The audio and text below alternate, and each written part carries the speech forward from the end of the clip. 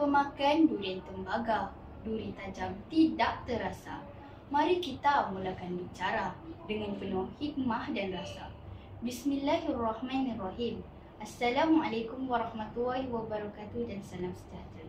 Saya Syasha Zahira binti Yaakob dari tahun 6 UPM. Saya bersekolah di Sekolah Kebangsaan Sri Teling, kod sekolah BBA 1015. Hari ini, saya ingin berkongsi sebuah buku yang sangat menarik yang bertajuk Adat Resam Masyarakat Cina. Penulis buku ini ialah Salamiah Abdullah. Buku ini diterbitkan oleh Pustaka Nenas, Siri Resam Masyarakat Malaysia. Buku ini mempunyai 56 halaman muka surat. Buku ini membincangkan pelbagai aspek budaya dan adat resam masyarakat, termasuk perayaan, perkahwinan, kepercayaan serta nilai-nilai dalam kehidupan seharian mereka. Buku ini menerangkan bagaimana adat resam masyarakat Cina diwarisi turun-temurun dan masih diamalkan hingga ke hari ini.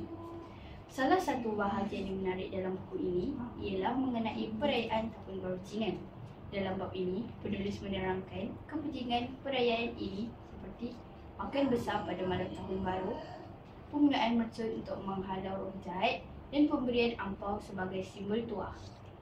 Selain itu, buku ini juga menyentuh tentang adat perkahwinan masyarakat Cina. Dalam adat ini, terdapat berbagai upacara dan majlis perkahwinan yang penuh dengan simbol.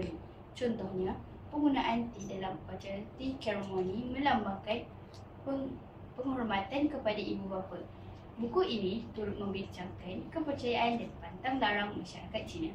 Contohnya, nombor 4 dianggap membawa malam kerana sebutannya menyerupai perkataan mati dalam bahasa Cina. Selain itu, mereka juga percaya bahawa meletakkan cermin di hadapan pintu rumah boleh menghalang roh jahat daripada memasuki rumah.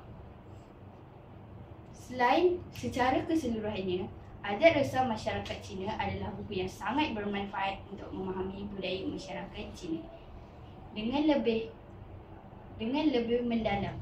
Buku ini bukan sahaja membantu kita menghormati keunikan budaya mereka, tetapi juga mengeratkan hubungan antara kaum di Malaysia.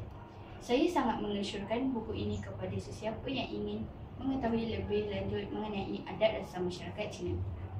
Sebagai penutup, saya berharap segala yang dikongsi dapat memberi manfaat kepada semua.